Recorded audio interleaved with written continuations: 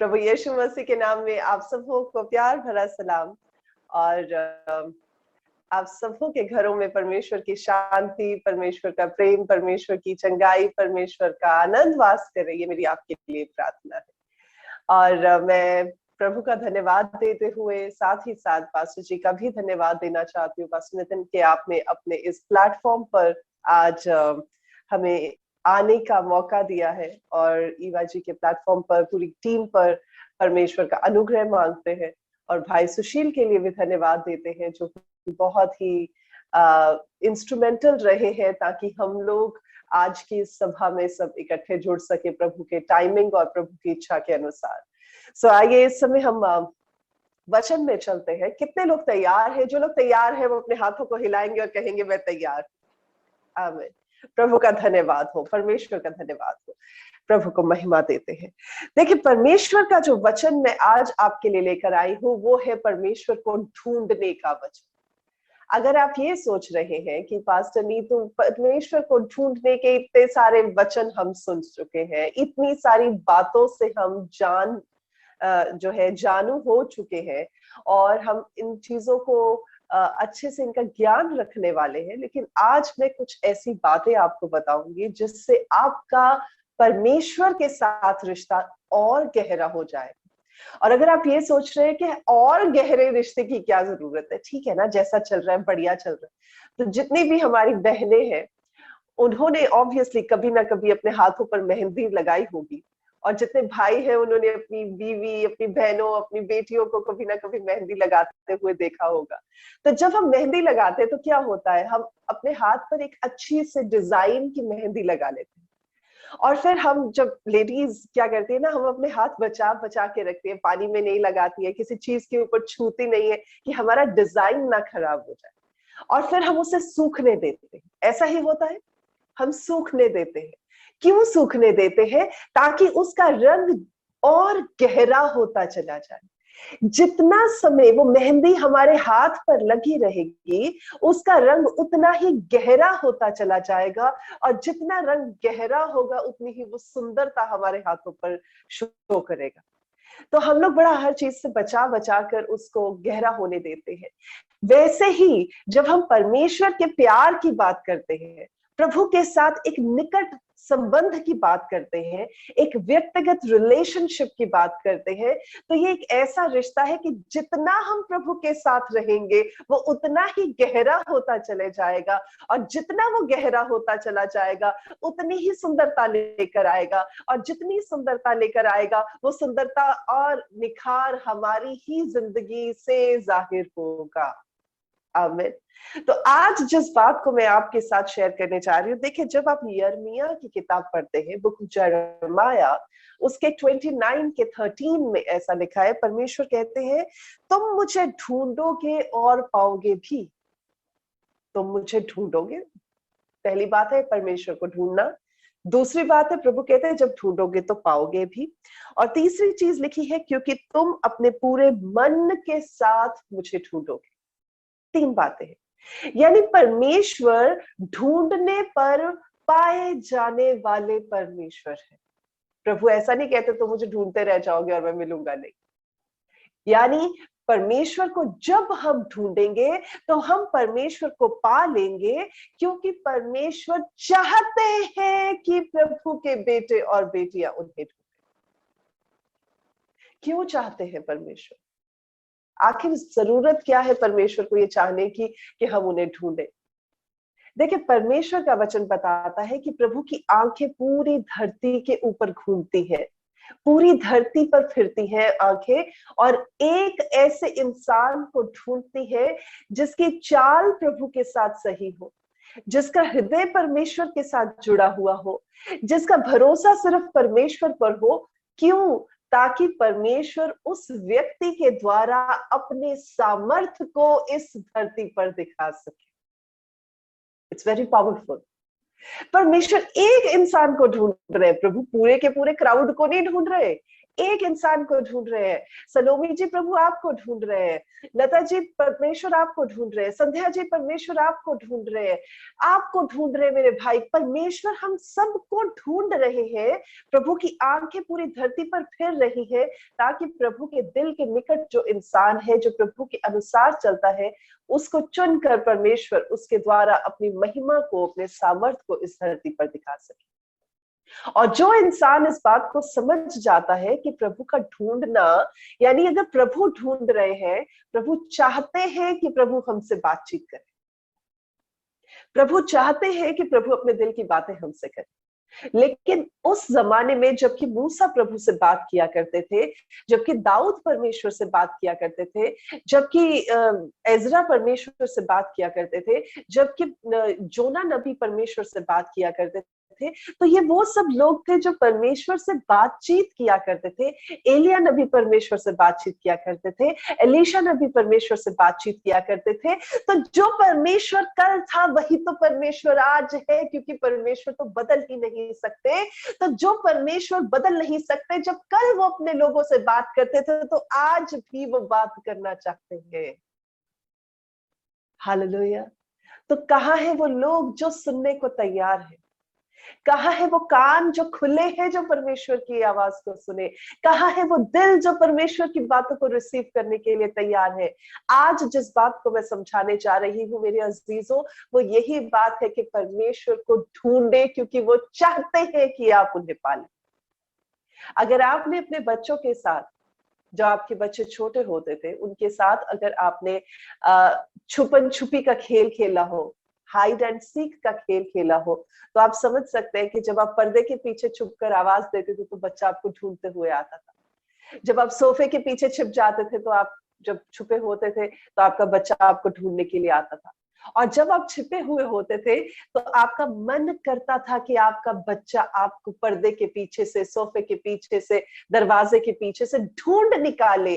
वैसे ही आज परमेश्वर का मन करता है कि परमेश्वर के लोग परमेश्वर को ढूंढे और ढूंढ निकाले। तो आज परमेश्वर चाहते हैं कि हम प्रभु को खोजें। तभी प्रभु का वचन कहता है, तुम मुझे ढूंढोगे और तुम मुझे पाओगे। आमीन। और जब हम मत्ती 7:7 पढ़ते हैं तो वचन बताता है, मांगो तो तुम्हें मिलेगा। जब हम मांगते हैं तो मिलता है, ढूंढेंगे तो पाएंगे। ढूंढने पे पाएंगे परमेश्वर को। ऐसे नहीं है, देखिए सैल्वेशन बड़े आसानी से मिल जाती है, उद्धार बड़े आसानी से मिल जाता है। वो तो सिंपल सी प्रार्थना करनी है, विश्वास करना और प्रभु का उद्धार मिल गया। लेकिन उसके बाद की जर्नी तो असली जर्नी है जो स्टार्ट होती है। वही तो सफर है जो एडवेंचर से भरा हुआ, और मैं कहूंगी कि रोमांच से भरा हुआ, एक्साइटमेंट से भरा हुआ सफर होता है, जिसमें हम परमेश्वर को ढूंढते हैं। और अगर आप वचन में पढ़े, ऐसा भी लिखा है कि परमेश्वर की महिमा इस बात में है कि वो अपने आप को छिपाए रखे। The glory of the Lord is to hide, यानी कि परमेश्वर की महिमा इस बात में है कि वो छिपे रहे, लेकिन राजाओं की महिमा इस बात में है कि वो ढूंढ निकाले। और हम परमेश्वर के वो बेटे और बेटियां हैं जो राज पदधारी याजक है, यानी हम राजाओं की जगह पर रखे गए हैं। इसलिए प्रभु की महिमा है कि प्रभु अगर अपने आप को छुपाए भी हुए हैं, हमारी महिमा क्या है कि हम परमेश्वर को ढूंढ निकालें। आमीन। सो आज इस वचन को मैं आपके साथ शेयर करने जा रही हूँ। देखिए हम कैसे परमेश्वर को ढूंढ सकते हैं। कई बार इतनी चीजें हमारे इर्द गिर्द होती हैं जिनको देखते हुए हम शायद अपने निशाने से, अपने गोल से नजरें हटा बैठते हैं, और हमें लगता है हमारी रिस्पॉन्सिबिलिटीज, जिम्मेदारियां, हमारी और जो बहुत सारी बातें हैं जो हमारे जिन चीजों के घेरे में है, हमारे लिए वो इम्पोर्टेंट है। लेकिन ऐसी क्या बातें हैं, मैं आपके साथ आज उन 6 बातों का जिक्र करूंगी जिनसे आप अपने आप को छुड़ाकर परमेश्वर की नजदीकी में जा सकते हैं। जब मैंने शुरू में बात की तो मैंने कहा था कि जो औरतें हैं वो मेहंदी लगाती हैं, बहुत सारे कल्चर्स में लगाती हैं, और हमने भी कभी ना कभी लगाई है। कई लोग कहते हैं कि जी नहीं, हम क्रिश्चियन हैं, हम नहीं लगाते हैं। सबकी अलग अलग धारणाएं हैं। तो पर लगाई हर किसी ने कभी ना कभी तो होगी ही, चाहे शौक में चाहे बचपन में। तो जब मेहंदी लगाते हैं तो कुछ हिदायतें दी जाती हैं। मेहंदी लगाने वाला बोलता है कि इसको सूखने देना है। मेहंदी लगाने वाला कहता है इस पर पानी नहीं लगाना है। मेहंदी वाला कहता है जब इसको आपने उतारना है तो पानी से नहीं उतारना, इसको हल्के हल्के हाथों से झाड़ देना है। फिर वो कहता है कि इसके ऊपर आप तेल लगा देना या नींबू और चीनी का घोल लगा देना। यानी वो कुछ इंस्ट्रक्शंस है जिनके करने से आपकी मेहंदी का रंग गूढ़ा हो जाएगा, गाढ़ा हो जाएगा। वैसे ही आज कुछ इंस्ट्रक्शंस है, कुछ ऐसी चीजें हैं, कुछ ऐसी बातें हैं जिनसे हमें परहेज करने की जरूरत है ताकि हम परमेश्वर की निकटता में बढ़ते चले जाएं। तो सबसे पहली बात जिससे हमें परहेज करने की जरूरत है, या जिसे मैं कहूंगी धक्का मार के अपनी लाइफ से अलग करने की जरूरत है, वो है हमारे बीती हुई समय के एक्सपीरियंसेस के संदेह। हमारे पास्ट संदेह, पास्ट डाउट्स जो है, वो हमें परमेश्वर के साथ गहरे रिश्ते में आने से रोकते हैं। तो हमें करना क्या है? उन पास्ट एक्सपीरियंसेस को, उन पास्ट डाउट्स को, उन बीते हुए संदेह की बातों को अपनी जिंदगी से धकेल कर अलग कर देना है। आमीन। देखिए, जब हम इस बात को कहते हैं कि इब्रानियों 11:6 में कि प्रभु के पास आने वाले को विश्वास होना चाहिए कि वह है, और प्रभु भी इस बात से बड़े खुश होते हैं। और परमेश्वर का वचन बताता है कि प्रभु उस इंसान को रिवॉर्ड देते हैं जो परमेश्वर को ढूंढता है और प्रभु पर विश्वास करता हुआ प्रभु के नजदीक आता है। तो हमारे लिए रिवॉर्ड क्या है? हमारे लिए रिवॉर्ड है परमेश्वर के साथ एक निजी रिश्ता, इंटिमेसी विद द लॉर्ड। तो जब हम अपने पास्ट डाउट्स को अपनी जिंदगी से बाहर निकालते हैं, तो हम इस बात पर विश्वास रखते हैं कि हमारे साथ, हमारे द्वारा, हमारी जिंदगी में कुछ अद्भुत हो सकता है। आज अगर आपको कोई बोले, अगर आपके आपके स्वप्न में दर्शन आते हैं, परमेश्वर आपको स्वप्नों के द्वारा, दर्शनों के द्वारा बात करते हैं, और आप अपने परिवार को बोले या आप अपनी कलीसिया में किसी को बोले, तो वो आपको ये नहीं कह सकते कि नहीं नहीं नहीं ऐसा कुछ नहीं हो सकता, ऐसी कोई बात नहीं हो सकती, क्योंकि प्रभु तो सुपर नेचुरल, अद्भुत के परमेश्वर है। वो तो किसी भी जरिए से, किसी भी तरीके से बात कर सकते हैं। मेरे साथ, मैं आपको एक जिक्र बताती हूँ। आज से काफी साल पहले की बात है, जब मैं परमेश्वर में ग्रो कर रही थी, तो प्रभु ने मुझे एक ऐसा दर्शन दिया जिसमें परमेश्वर मुझे स्वर्ग के राज्य में लेकर गए।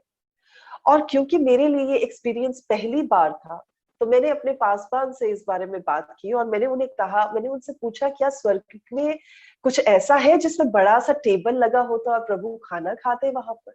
तो उन्होंने बड़ा गोलमोल करके उस बात का जवाब दे दिया। तो वो बोले क्यों? मैंने कहा क्योंकि आज प्रभु मुझे अपने मेज में लेकर गए थे और मैंने ये चीजें देखी है। उसमें एक बड़ा बैंक्वेट हॉल था, ऊंचे ऊंची जो सीलिंग्स थी और गोल्डन पिलर्स थे और पूरा मेज बड़ा था, और ऐसे चिकन नहीं थे जैसे चिकन हम यहाँ पर खाते। It was like really big chicken का piece. I said I saw that, and Prabhu ने मुझे इनवाइट किया कि सिट, कम एंड सिट, और मेरे साथ खाना खा। अब क्योंकि वो इस बात को नहीं समझ पाए कि it was a super natural encounter, एक अद्भुत काम था, तो उन्होंने मुझे इतना डिस्करेज किया इस बात को लेकर। उन्होंने बोला ऐसा कुछ बाइबल में लिखा नहीं है, इसलिए तुम्हारे साथ हो नहीं सकता। और मैं कितने साल उसी बात पर जद्दोजहद करती रही कि प्रभु क्या जो बात आपने मुझे दिखाई है वो सही है कि नहीं। तब परमेश्वर ने मुझे दिखाया कि हर बात जो सुपर नेचुरल, देखिए जब भी बातें हम देखते हैं, बाइबल में भी जिक्र किया गया है, उनमें से बहुत बातें जो लोगों ने पहले देखी नहीं थी, जो लोगों ने पहले सुनी नहीं थी। प्रभु यीशु मसीह के आने से पहले कोढ़ प्रार्थना के साथ ठीक नहीं हुआ करते थे। प्रभु यीशु मसीह के प्रार्थना करने से पहले अंधे देखा नहीं करते थे। प्रभु यीशु मसीह से प्रार्थना करने से पहले, उनके एनकाउंटर से पहले लंगड़े चला नहीं करते थे। कभी किसी को ये नहीं कहा गया था कि अपना बिस्तर उठा और चल फिर। लेकिन प्रभु यीशु मसीह जब आए, एक नए पैटर्न को लेकर आए, जो पैटर्न लोगों ने देखा नहीं था। और आज भी प्रभु के लोगों, प्रभु यही बात कहते हैं 1 कुरिन्थियों 2:9 में कि जो बातें आंखों ने देखी नहीं, जो बातें कानों ने सुनी नहीं, जो चीजें हमारे चित्त में भी नहीं चढ़ी, वो बातों को जाहिर करने वाले और दिखाने वाले परमेश्वर। तो आप ये मत सोचे कि अच्छा अगर ऐसा नहीं हुआ तो ऐसा हो ही नहीं सकता। परमेश्वर is a super natural creator. वो कुछ भी क्रिएट कर सकते हैं, वो कुछ भी फॉर्म कर सकते हैं, वो कुछ भी नया कर सकते हैं। तो इसलिए अपने पास्ट संदेह को पीछे रखे या उसे धकेल दे और उसे कहे कि मेरा परमेश्वर नएपन का परमेश्वर है और वो कुछ भी कर सकता है। और साथ ही साथ क्या करना है, यू हैव टू एक्सपेक्ट, आपको परमेश्वर से उम्मीद रखनी है कि वो आपके साथ कुछ सुपरनैचुरल करे। तभी तो हम ये बात कह रहे हैं कि विश्वास करने वाले को क्या विश्वास होना चाहिए, कि प्रभु के नजदीक आते समय ये विश्वास होना चाहिए कि वो है। अगर वो है तो सुपरनैचुरल चीजें भी है। आमीन। So we are not believing in a God who cannot perform things and miracles. हम ऐसे परमेश्वर के बारे में बात नहीं कर रहे। जब लाल समंदर पार नहीं हुआ था, जब कभी किसी ने लाल समंदर को दो भागों में बंटते हुए नहीं देखा था, तो लोग तो पागल होके वहां मूसा को कोसने लग गए कि कहां ले आया। उससे पहले किसी ग्रंथ में किसी जगह पर जिक्र नहीं था, कभी सुना नहीं था, कभी देखा नहीं था। तो इसका मतलब ये नहीं था कि लाल समुद्र दो भागों में नहीं बट सकता है। तो मेरे अजीजों, जिस बात को मैं समझा रही हूँ वो ये है कि जब आप परमेश्वर के पास आए तो इस बात को एक्सपेक्ट करें कि प्रभु जब मैं आपकी नजदीकी में आऊंगा तो मेरे साथ कुछ सुपरनैचुरल होगा, मेरे साथ कुछ अद्भुत होगा, मेरी जिंदगी में कुछ सुपरनैचुरल होगा और मेरी जिंदगी के द्वारा कुछ सुपरनैचुरल होगा। आमीन। That is what will give you a proof. ये बात इस बात का प्रमाण होगी कि आप परमेश्वर के साथ एक निजी रिश्ते में, एक बहुत ही मजबूत और घनिष्ठ रिश्ते में जुड़े। आमीन। तो सबसे पहला काम क्या करना है कि आपको उस चीज को धकेलना है जो आपको लिमिट करती है, जो आपके पास्ट एक्सपीरियंस की डाउट्स है, उन्हें आपको धकेलना है। दूसरी चीज जिसको आपको अपनी जिंदगी से धकेलने की जरूरत है वो आपके आसपास का नॉइज और शोर शराबा। जब आप अपने आसपास के शोर की ओर ध्यान देते हैं, अगर आपने मेरा कल का वीडियो देखा होगा जो लाइव वीडियो था, जो हमारे ऑफिशियल पेज पर, doctor Neetu P Chaudhary official page Facebook पर और यूट्यूब पर है, आप जरूर देखिएगा अगर आपने वो वीडियो नहीं देखा है। आधे घंटे का वीडियो है, उसमें बहुत अच्छे से एक बहुत बड़ी रेवलेशन के साथ, एक बहुत बड़े प्रकाशन के साथ प्रभु ने कई बातें समझाई। तो अगर आपने मिस किया तो जरूर उसे देखिएगा। तो जब हमारे आसपास शोर होता है तो हमारे कान, हमारी आंखें, हमारा दिल उन चीजों को रिसीव कर लेता है, और जब उन चीजों को रिसीव करता है तो हमारी आत्मा में जो न्यूट्रिशन जाना चाहिए, हमारी आत्मा में जो मजबूती जानी चाहिए, वो नहीं हो पाती। इसलिए हमें क्या करने की जरूरत है, हमारे फोन्स, हमारे टीवी सेट, हमारे जो कहानियां, किस्से और जो आपस की बातें और जो गॉसिप और ये जो सारी चीजें, इससे हमें अपने आप को दूर करना है, कट ऑफ करना है, ताकि हम परमेश्वर की उस धीमी आवाज को सुन सके जो तभी मिलती है जब हम परमेश्वर के साथ नजदीकी में आते हैं। आमीन। तो जब आप ये देखिए कि प्रभु यीशु मसीह भी एक समय निकाला करते थे, इतने सारे भीड़ में लोग उनके पास आया करते थे। इतने भीड़ के जब लोग होंगे, 4000 परिवार, 5000 परिवार, तो सोचो शोर कितना होता होगा, कितने लोग कितना कुछ बोलते होंगे, कितने जोर जोर से बातें करते होंगे। तो लेकिन जब सब कुछ होने के बाद प्रभु हर दिन समय निकाला करते थे उस शोर से अलग जाकर अपने पिता से बातें करने के लिए, उस रिश्ते को मजबूत करने के लिए। तो हमें भी यही चाहिए कि हम उस रिश्ते को मजबूत करने के लिए ये करें। और मैं आपसे पूछना चाहूंगी कि आप अपने आप से रोज इस क्वेश्चन को पूछें कि क्या मैं अपने आप को सही चीजों के साथ फीड कर रहा हूं, सही खाने पीने की चीजों के साथ। अब खाने पीने की चीजें मैं ये नहीं कह रही जो आपके शरीर को लगती है, खाने पीने की चीजें जो आपकी आत्मा को लगती है। आमीन। तो ये देखिए आप किस चीज से अपने आत्मा को फीड कर रहे हैं। क्या आप न्यूज के साथ फीड कर रहे हैं, या आप जो यूट्यूब की मूवीज के साथ अपने अपने आत्मा को फीड कर रहे हैं, या आप रेडियो की इंफॉर्मेशन के साथ फीड कर रहे हैं, या आप नेटफ्लिक्स के साथ फीड कर रहे हैं। आप किस चीज के साथ फीड कर रहे हैं, या आस पड़ोस की लेडीज की बातों के साथ फीड कर रहे हैं। तो जिस चीज के साथ भी आप अपने आत्मा को फीड कर रहे हैं, भोजन दे रहे हैं, वो आपको अपने आप से हर दिन पता करना।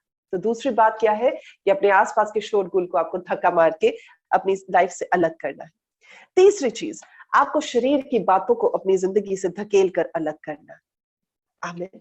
देखिए जब हम कहते हैं कि प्रभु के वो लोग जिनकी जिंदगी में फैंटास्टिक एनकाउंटर्स हुए हैं या आज भी होते हैं, ये वो लोग हैं जो अनथक परिश्रम करते हैं अपने आप को माइनस करने के लिए, ताकि वो परमेश्वर के साथ प्लस हो सके।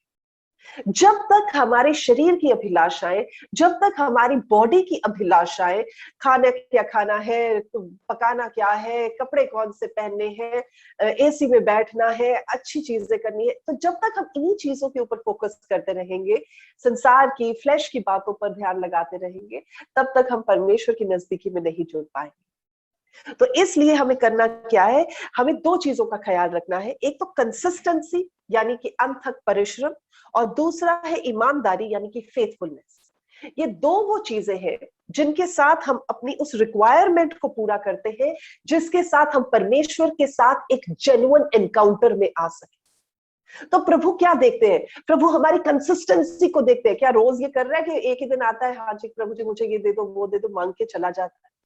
जब हम परमेश्वर के नजदीक आए, प्रभु का दिल खुश हो जाना चाहिए ये जानकर, मेरी बेटी मेरे साथ समय बिताने आई, मेरा बेटा मेरे साथ समय बिताने आया है। और जब आप नाचते हुए झूमते हुए परमेश्वर की नजदीकी में आए, तो प्रभु को ये नहीं लगना चाहिए आ गया फिर नाचता हुआ, आ गया फिर गाता हुआ, मुझे पता भी मांगने जाए। ऐसा रिलेशनशिप नहीं होना चाहिए। आपका रिलेशनशिप ऐसा होना चाहिए कि जब आप नाचते हुए आए, जब आप झूमते हुए आए, जब आप परमेश्वर की गुणगान गाते हुए प्रभु के सामने आए और प्रभु पूछे क्या चाहिए, तो आप बोलोगे प्रभु कुछ नहीं चाहिए, मैं तो सिर्फ आपकी महिमा करने आया हूं। और प्रभु कहे ओके बेटा ठीक है, अब देखो जो नहीं भी चाहिए, जो तूने नहीं भी मांगा है, जो तेरी जरूरत है वो भी मैं तुझे देता हूं। और जब आप वर्शिप से बाहर आते हैं, जब आप प्रार्थना के माहौल से बाहर आते हैं, आप देखते हैं कि आपकी वो प्रॉब्लम सॉर्ट आउट हो चुकी है, आपको वो चीज जो चाहिए थी। आमीन। तो तीसरी चीज जो आपको अपनी जिंदगी से पुश ऑफ करनी है, वो है अपने अपने शरीर के कामों को, जो आप अपने आप से अलग करेंगे। तो आपको यहाँ पर एक क्वेश्चन अपने आप को पूछना है कि क्या मैं वाकई में ही सीरियस हूं परमेश्वर के साथ जुड़ने के लिए? क्या वाकई में ही मेरा और परमेश्वर का जो नाता है, जो रिलेशनशिप है, वो ऐसा है जिसमें कोई तरह का सेल्फिश इंटरेस्ट तो नहीं है? क्या ऐसा तो नहीं है कि मैं इसलिए प्रभु के साथ जुड़ा हुआ हूं क्योंकि मुझे आशीषें चाहिए? आपको ये क्वेश्चन का आंसर मुझे नहीं देना है। आपको ये हर दिन, हर बार जब आप प्रभु के साथ जुड़े, आपको अपने आप से ये क्वेश्चन पूछना है। आमीन। और आपकी ये प्रार्थना होनी चाहिए कि पवित्र आत्मा प्रभु, आप मुझे परमेश्वर के हुजूरी में लेकर जाए और मेरे दिल को परमेश्वर के दिल के साथ जोड़ दें। आमीन। तो सबसे पहली चीज हमने क्या सीखी थी कि हमें अपने सबसे पहली चीज जो हमने सीखी थी वो ये है कि हमें अपने पुराने जो डाउट्स हैं, जो बीते हुए समय के एक्सपीरियंसेस के संदेह है, उन्हें पुश ऑफ करना है। दूसरी चीज कि हमारे इर्द गिर्द का जो नॉइज है, जो शोरगुल है, उसे दूर करना है। तीसरा ये कि शरीर के कामों को हमें पुश करके बाहर निकालना है।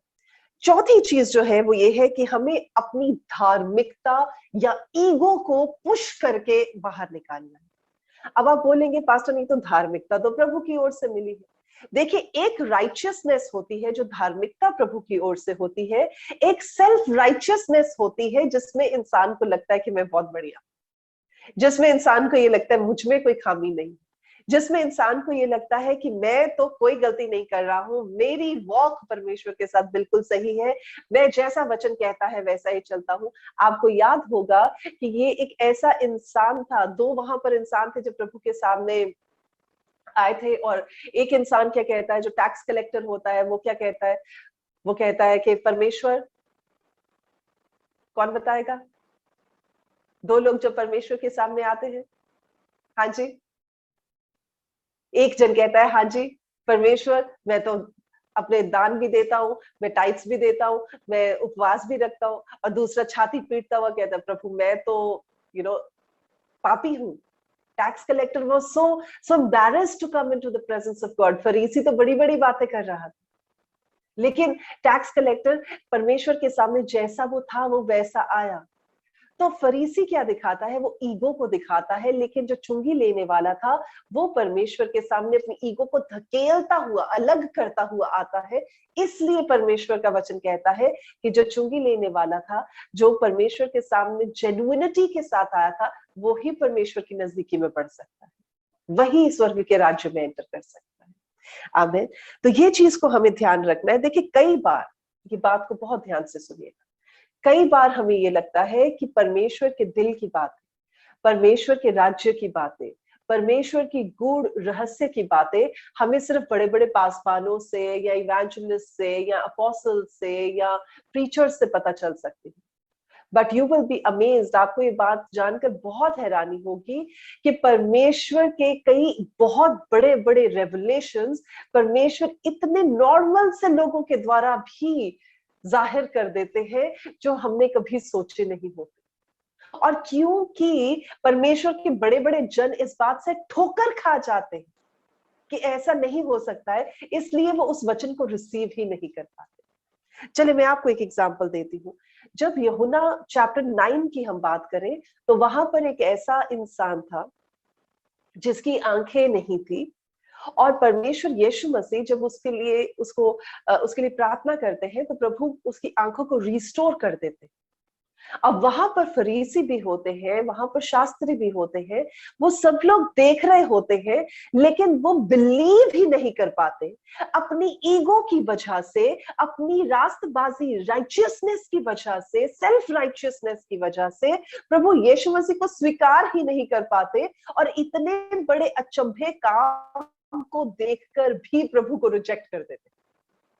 वो सोचते इसको क्या पता, हम फरीसी है, हमें वचन का ज्ञान है, हमें लॉ की जो नॉलेज है, इसको क्या पता। तो वो इतनी बड़ी चीज में ठोकर खा लेते हैं कि वो एक बड़े उद्धार को जो देख सकते थे उससे हाथ धो बैठते। सो इसलिए प्रभु के लोगों, हमें अपनी जिंदगी से धकेल कर अपनी ईगो को, धकेल कर अपनी सेल्फ राइचियसनेस को, धकेल कर अपनी प्राइड को दूर करना है, ताकि हम परमेश्वर की नजदीकी में आ सके। और जब हम प्रभु के पास आए, तो ये ना दिखाएं प्रभु देखो मैं कितना बढ़िया बंदा हूं, ये ना दिखाएं परमेश्वर देखो मैं इतने इतने उपवास रखता हूँ, प्रभु देखो मेरे पास ऑप्शंस तो इतनी सारी थी, इतने गॉड्स एंड गॉडेसेस को मानने की, पर मैंने किसी और को नहीं माना, मैं सिर्फ आपको मान रहा हूँ, देखो मेरी बढ़ाई। तो ऐसे करने की जरूरत नहीं है। अपने आप को जीरो करके आए, अपने आप का ईगो खत्म करके आए, ताकि ऐसा ना लगे कि परमेश्वर के ऊपर आप एहसान करते हुए आ रहे। आमीन। सो ये है फोर्थ चीज। पांचवी चीज जो हमें अपनी जिंदगी से अलग करनी है, या जिसे धकेल कर दूर करना है, वो है हमारी जिंदगी में किसी भी तरह का, किसी भी चीज को लेकर डर। डर एक ऐसी चीज है, मैं रादर, क्योंकि हम लोग एक क्लोज्ड प्लेटफॉर्म पर है, तो मैं आपके साथ ये खुलकर बात कर सकती हूँ। डर कोई भावना नहीं है, डर कोई इमोशन नहीं है, डर एक दुष्ट आत्मा है। जब फियर आता है, तो आप ये मत सोचे हाँ मुझे डर लग रहा है, तो पता नहीं मेरी फीलिंग ऐसी है कि मुझे फीलिंग नहीं होती है डर, डर की दुष्ट आत्मा होती है। तभी जब वचन में हम पढ़ते हैं, तो तिमोथी में ऐसा लिखा है कि परमेश्वर ने हमें भय का आत्मा नहीं दिया है, परमेश्वर ने हमें पवित्र आत्मा दिया है। और वो क्या करता है, वो हमें सशक्त बनाता है, वो हमें सेल्फ कॉन्फिडेंट बनाता है, वो हमें प्रेम सिखाता है, वो हमें संयम सिखाता है, वो हमें एम्पावर करता है। तो दो आत्माओं के बारे में बात की गई है। प्रभु कहते हैं कि डर का आत्मा नहीं दिया है। तो डर क्या है, वो एक दुष्ट आत्मा है। सो इसलिए जब भी आप परमेश्वर की नजदीकी में आए, उस भय की दुष्ट आत्मा को अपनी जिंदगी से धकेलते हुए बाहर निकाले और बोले कि इस चीज की मेरी लाइफ में कोई जगह नहीं। इसी चैप्टर में जब आप देखें, बुक ऑफ जॉन चैप्टर 9 में जब आप देखते हैं, तो यहाँ पर उस लड़के की जिसकी आंखें प्रभु यीशु मसीह ने ठीक की थी, उसके पेरेंट्स तो जानते थे कि वो बच्चा बचपन से ही अंधा था, पर फिर भी जब फरीसीज पूछते हैं उसके मम्मी पापा से, तो वो डर जाते हैं, वो गोल मोल करके आंसर देना शुरू कर देते हैं। वो किस बात से डर गए, वो उस सोसाइटी के प्रेशर से डर गए, वो इस बात से डर गए कि अगर हमने गवाही दे दी, अगर हमने प्रभु यीशु मसीह की साइड ले ली, अगर हमने इस बात को कह दिया कि हाँ ये सही चमत्कार हुआ है, तो ये ना हो कि हमें आराधनालय में आने से रोक दे। इसलिए मेरे अजीजों, इस बात को समझना जरूरी है कि जब हम परमेश्वर की नजदीकी में आए तो हमें किसी तरह का ना तो सोसाइटी का प्रेशर या डर, ना ही हमें किसी भी तरह से अपने अजीजों का डर, ना ही हमें रिलेटिव्स का डर, ना ही किसी और चीज का डर रख के आना है। लेकिन अगर आपके मन में कोई भय है भी तो उसे भी धक्का मार के अपनी लाइफ से बाहर निकाले, अपने कमरे से बाहर निकाले और उसे बोले तुम बाहर निकल प्रभु यीशु के नाम में, मैं तो चाह रहा हूँ कमरे में दरवाजा बंद करके सिर्फ परमेश्वर की नजदीकी में पढ़ने के लिए। आमीन। सो चाहे आपको ये डर लगता है कि कल क्या होगा, कोरोना की थर्ड वेव आ रही है, उसमें क्या होगा, जिंदा रहेंगे भी कि नहीं रहेंगे, अगली सुबह देख पाएंगे भी कि नहीं देख पाएंगे, तो अपने डर को भगाएं। अगर रहेंगे तब भी परमेश्वर का धन्यवाद हो, नहीं रहेंगे तो वहां जाकर परमेश्वर को फेस टू फेस देख लेंगे, तब भी परमेश्वर का धन्यवाद हो। आमीन। Okay, so I am sorry for this. तो जब परमेश्वर ने अब्राहम को कहा कि अपने पिता के घर को छोड़कर आ, मैं उस जगह में तुझे लेकर जाऊंगा, तो वो उसके लिए एक बहुत ही डिफरेंट एक्सपीरियंस था। एक वेल सेटल्ड लाइफ को छोड़ना और वो सारी चीजें जो उनके पास थी उन सबों को छोड़कर एक नई लाइफ को एम्ब्रेस करना, जो पहले कभी, जैसे हम शुरू में बात कर रहे थे कि ये एक सुंदर सफर है जो हम प्रभु के साथ शुरू करते हैं। तो ऐसा नहीं है कि एक दिन आप बैठ गए तो पूरा महीने का कोटा पूरा हो गया, 2 दिन बैठे तो पूरे साल का कोटा पूरा हो गया, ऐसा कुछ नहीं होने वाला है। इसलिए आपको हर दिन प्रभु में बने रहने की जरूरत, हर दिन आपका मन करना चाहिए कि ये टाइम है कि मैं परमेश्वर के साथ समय बिताऊं, ये टाइम है कि मैं अपने काम जल्दी जल्दी निपटाकर अब मैं फटाफट परमेश्वर की प्रेजेंस में बैठूं। आपका मन करना चाहिए। जैसे जैसे फॉर एग्जांपल, जब जब बच्चों की शादी होनी होती है, जब जब दो यंगस्टर्स की शादी होनी होती, तो वो they look forward to talking to each other, वो एक दूसरे के साथ बात करने के लिए वेट करते हैं। अगर वो दोनों जॉब भी करते हो, लड़का और लड़की जॉब भी करते हो, तो वो वेट करते हैं कि कितने बजे हम घर पहुंचेंगे, कितने बजे हम फ्री होंगे, कितने बजे हम फोन पर एक दूसरे के साथ डिस्कस कर सकते हैं कि आज पूरे दिन में हमने क्या किया। तो वैसे ही हमें एक लॉन्गिंग होनी चाहिए, वैसे ही हमें एक एक्साइटमेंट होनी चाहिए कि अब मैं अपने सारे काम को निपटाकर कब प्रभु के साथ बैठूंगा या बैठूंगी और मैं प्रभु से बातें करूंगा, कब मैं प्रभु से सुनूंगा, कब मैं परमेश्वर के दिल की बातों को समझूंगा, प्रभु आगे क्या करना चाहते हैं, प्रभु मुझसे बात करेंगे। सो दिस शुड बी, ये हमारी लालसा होनी चाहिए कि हम परमेश्वर में हर दिन बने रहे और प्रभु से उन चीजों को सुनते रहे और समझते रहे। आमीन। और जैसे प्रभु यीशु का वचन कहता है कि जो प्रभु में बने रहते हैं, जो परमेश्वर में बने रहते हैं, वो बहुत सारा फल लेकर आते हैं। सो ऐसा नहीं करना है कि ठीक है ये सब चीजें हो गई, सब चीजों पे टिक मार्क लग गया, पास्टर नहीं तो जो आपने सिखाई है, लेकिन ठीक है अब रोज रोज बैठे या ना बैठे कोई फर्क नहीं पड़ता, ऐसा नहीं होना चाहिए। हर दिन अगर बने रहेंगे, हर दिन बैठे रहेंगे, तो हर दिन फल लाते रहेंगे, हर दिन आपकी तैयारी होती रहेगी और फिर जो आपका फल होगा वो अबंडेंट होगा, वो बहुतायत का फल होगा। तो ऐसा नहीं होगा कि एक दिन आप डाली में से वो निकाल दे ब्रांच को, फिर दूसरे दिन लगा दे, फिर एक दिन उतार दे, फिर एक दिन लगा दे, ऐसे में फल नहीं लगते हैं। वो डाली बनी रहनी चाहिए ताकि वो बहुत सारा फल निकले। आमीन। तो इस चीज के लिए आप जो है यू हैव टू, आपको परिश्रम करना पड़ेगा, आपको आपको एफर्ट करना पड़ेगा इस चीज के लिए। और एक बात और कि हम में से कोई भी ऐसा नहीं कह सकता कि मैं परफेक्ट, कोई भी हम में से नहीं कह सकता, ओनली गॉड इज परफेक्ट। तो हम ये ना सोच लें कि अब हम परफेक्ट हो गए हैं तो इसलिए हमें ये सब करने की जरूरत नहीं। हम परफेक्शन की ओर दौड़ने वाले लोग हैं, इसलिए हमें हर दिन इस एटीट्यूड के साथ प्रभु के साथ जुड़ना है कि आज का दिन कुछ नया, आज का दिन पहले से भी बेहतर, आज कुछ ऐसा जो पहले नहीं हुआ, प्रभु आज कुछ नया। तो एवरी डे आपके मन में एक एक्साइटमेंट होनी चाहिए जो आपने पहले कभी नहीं देखी, कभी नहीं महसूस की। आमीन। सो इस वचन के साथ मैं आप सबों को प्रभु में एनकरेज करना चाहती हूँ और आपको यही बताना चाहती हूँ कि इन 6 पॉइंट्स को आप अपनी जिंदगी में लागू करें ताकि आप परमेश्वर की नजदीकी में बढ़ सके।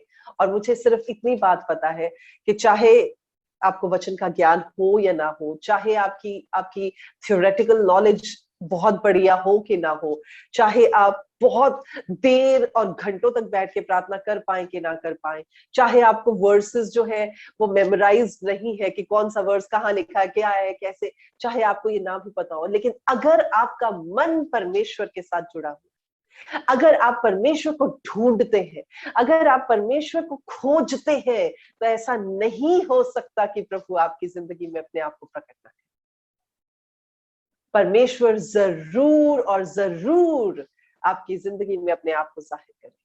और ऐसा नहीं करेंगे कि आपको पता नहीं रहे कि ओहो किया भी है कि नहीं किया, ओहो शायद लग रहा है थोड़ा थोड़ा कर रहे हैं। ऐसा नहीं होता है। जब परमेश्वर अपने आप को जाहिर करते हैं तो हम एक ऐसे नगर की मानित हो जाते हैं जो छुपाए भी छुप नहीं सकता, जो पहाड़ के ऊपर बसा होता है, जिसकी लाइट इतनी ब्राइट होती है कि कोई भी दूर से भी देखकर पहचान जाता है कि कुछ तो अलग है। तो मेरे अजीजों, परमेश्वर के लोगों, हमें ऐसे लोग बनना है जो दूर से पहचाने जा सके ये अलग लोग हैं, ये परमेश्वर के अलग किए हुए लोग हैं, ये परमेश्वर के साथ जुड़े हुए लोग हैं, ये परमेश्वर की ओर से अनॉइंट किए हुए लोग हैं, ये अपॉइंटेड लोग हैं, क्योंकि ये परमेश्वर के नजदीकी में बढ़ने वाले लोग हैं। आमीन।